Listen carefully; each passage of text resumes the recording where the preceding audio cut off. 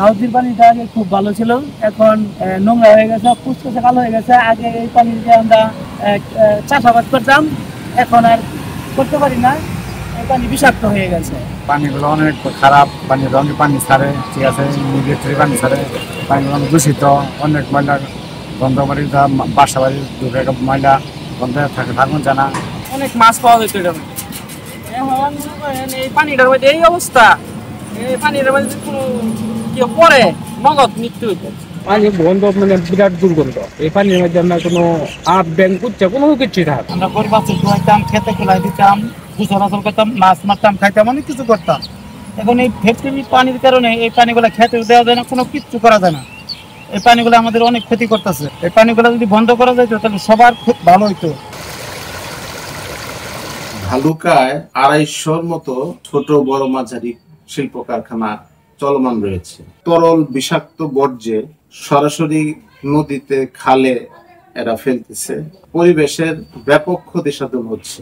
বিশেষ করে ভালুকা, ক্ষীর নদী এবং সতিয়া নদী, লাউতি খাল সহ অন্যান্য সাঙ্গন খাল সহ অনেকগুলো খাল এবং নদী আজকে প্রায় মৃতপ্রায়।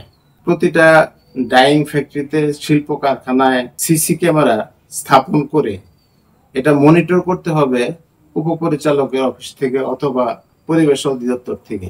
কারখানাগুলো কি নিয়মিত ইটিপি ব্যবহার করে কি করে না, পানি, বর্জ্য পানি শোধনাগার ব্যবহার না করলে ওনারা যাতে তাৎক্ষণিক ব্যবস্থা নিতে পারেন।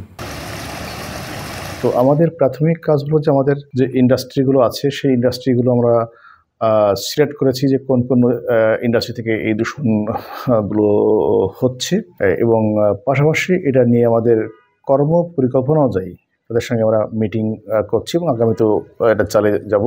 আর দূষণ নিয়ন্ত্রণের জন্য আমাদের যে সমস্ত প্রতিষ্ঠানের ইটিভি থাকার কথা সেগুলো আমাদের অনেক প্রতিষ্ঠান দ্বারা করেছে, এবং সেই আমাদের নিয়মিত মনিটরিং সেটা আমাদের চলছে। কখনো কখনো যে সমস্যাগুলো হয় যে অনেক সময় তারা ইটিপি চালায় না ইন্ডাস্ট্রির মালিকরা, তো এটার জন্য আমাদের যে আইপি ক্যামেরা স্থাপনের কথা বলা হয়েছে এটা আগে থেকে চালু আছে। তো এটা ইন্ডাস্ট্রির মালিকদেরকে এটা আমরা তাদেরকে বলেছি যে আপনারা আইপি ক্যামেরা লাগান, যেন আমরা অফিসে বসে আমরা যেন এটা মনিটরিং করতে পারি। প্রায় 30টা মতো আমাদের আইপি ক্যামেরা স্থাপন করা হয়েছে বিভিন্ন প্রতিষ্ঠানে, বাহিরও পর্যায়ক্রমে স্থাপন করা হবে। পরিবেশ অধিদপ্তরের মূল কাজই ফোকাসটা হলো যে দূষণ নিয়ন্ত্রণ করা।